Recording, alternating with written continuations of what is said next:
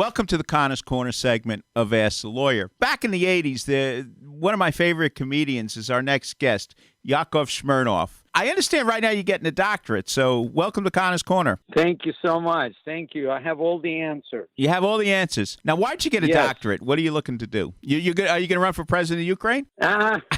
It's already been done, so that's not going to work.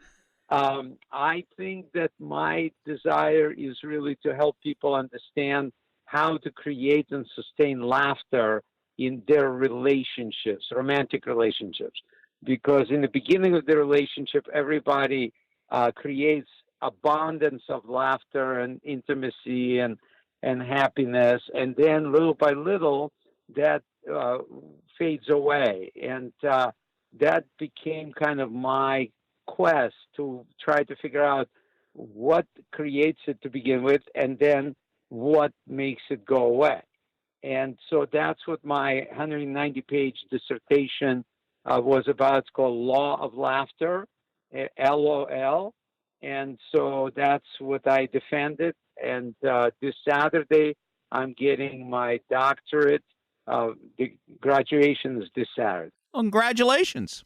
Thank you. I mean, you've accomplished an awful lot in your career. How'd you make the transition from being a comedian in the former Soviet Union to the United States? Well, I came to this country in 1977. I didn't speak English, no money, but I had a dream. I really wanted to be a comedian because I was a comedian in the Soviet Union. And so it's kind of hard to do when you don't speak the language.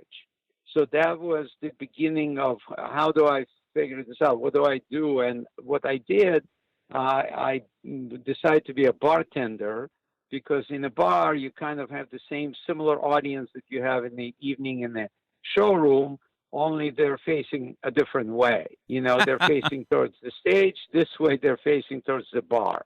And so it was kind of my place to test the jokes, and then depending on how many tips I would get, I knew if it was funny or not. So what was your big break? What got you into the big time? I think coming to the Comedy Store and in Hollywood, and Mitzi Shore, who was the owner, she just passed away 8 months ago, and she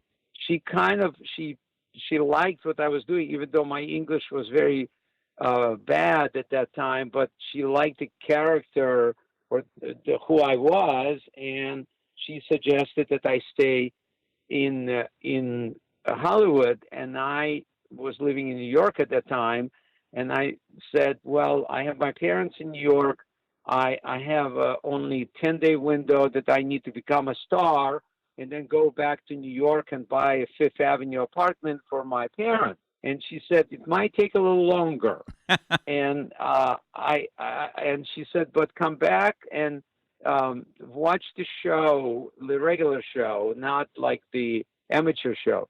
And so I walked in that comedy store, and next day, and first person on stage was Robin Williams, who just hit the #1 chart with Mork and Mindy, and followed by Billy Crystal, followed by Richard Pryor, followed by Jay Leno, Jerry Seinfeld. I mean, I was sitting on the back of the room, pinching myself, going, I'm ahead of schedule. I'm already here. I made it.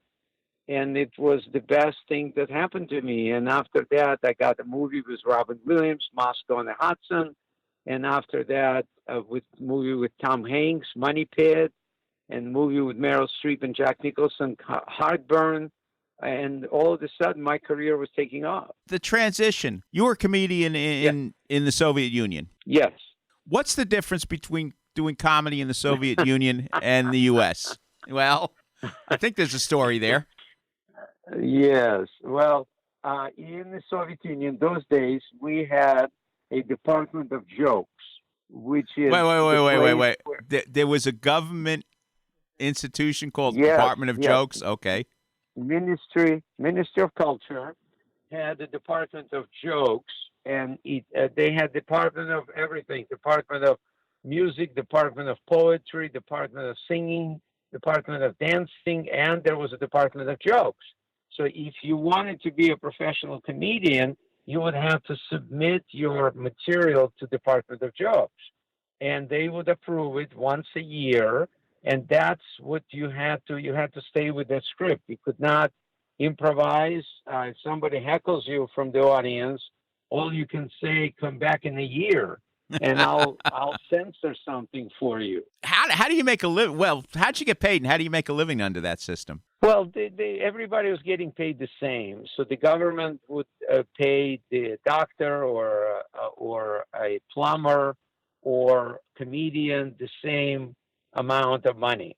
So we didn't really. I didn't have anything. I lived in a communal apartment with 9 families. My parents and I in the same bedroom till I was 26 till we left for America. And so that was normal life there. So you just they give you an itinerary and you go play the theaters that were government owned and operated. So it's kind of a welfare system because you didn't have to strive for anything, because no matter how hard you strive, you would be still at the same place. All right, you come to the States. You're in a completely different culture. How did you adjust? Mm-hmm. I mean, I sensed the opportunities, and that was exciting because I could see that there are people, especially comedians who were famous. They had a car, they had a house. I mean, those things were when you're coming from that environment where you didn't have anything, that's a great incentive. And that's what I was going after. And also that was kind of materialistic approach to it, but I also loved the audience response, that they appreciated me. And so that was all part of that package that kept me moving forward. Now, of course, a lot of us, what you enjoyed is your perception, talking about the difference between the Soviet Union and the United States. And, of course, some people out there may not even remember there was a Soviet Union, but that's another story. Yeah, sure, right. Yeah, that was my thing. And then when the Soviet Union collapsed, 1991, David Letterman had a top list of things that will now change, and I made number 1 on the list. Yakov Smirnoff will be out of work. And I thought it was kind of funny, but 6 months later it wasn't. So the contracts that I had in Atlantic City, Reno, Tahoe, all of them were not renewed because they felt that, we used to have tension. We used to have a headache from the Soviet Union. Now there is no more headache. Why do we need an aspirin? So as an aspirin, I was put on the shelf. And I started looking for a place where they did not know that the Soviet Union collapsed. And I ended up in Branson, Missouri. And they still don't know. And I'm not telling them. Okay, very good. Do you have any comments about Russia today or the former Soviet Union, the countries that made up the former Soviet Union? Well, I think, the beauty about getting rid of communism is, it gave people freedom to choose what system do they feel more comfortable with. The communism was imposed on them by Lenin and Karl Marx. And they didn't really, they took it because they were promised that they could create an amazing society in which sounds like Bernie Sanders at this point. It's utopian, and it says that everybody will just work as much as they can and they will get whatever they need. And that just doesn't work. Human nature is not meant to be that way.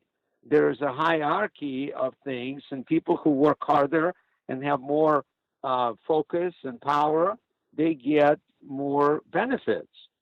So I think that the Soviet Union, now let's say take Russia, they went back basically to to the czar mentality, because Putin is that czar today, and they embraced a little bit of the capitalist society.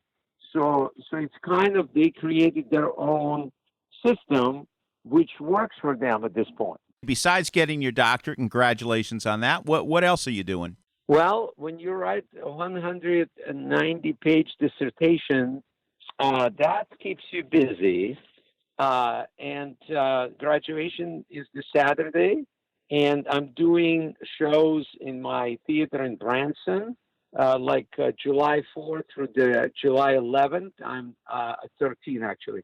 July 4th, you can go on yakov.com, yakov.com for schedule. And then I go, I'm doing shows around the country. Again, you can see that on my website. I go back to the Comedy Store every Friday night. Just so this Friday night, I'll be there in a cap and gown, kind of getting used to my graduation attire. And very, very busy. Just got married to a wonderful Ukrainian young lady that I met in Ukraine when I was doing a seminar on relationships and how to sustain laughter and happiness in a relationship. So we got married in January, and it's been an amazing journey. So I'm very, very happy and very blessed. Well, God bless you. Hope everything goes well.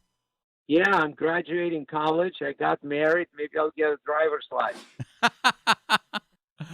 What's next? Anything else? You got your doctorate. What's the next step? I have a meeting at Thursday at Sony Pictures to discuss a television show, like daytime TV, on helping people sustain laughter in their relationships. So we'll see where that takes us. I hope it's going to be successful. I think it'll be successful. And let us know and come back anytime you want on Connor's Corner, because at this company we have about 12 12 employees who used to work in the former Soviet Union, whatever country it was at the time. Okay. I appreciate you inviting me. I would be very interested to explore more with you guys. Okay, well, thank you for being on Connor's Corner. Thank you for having me on.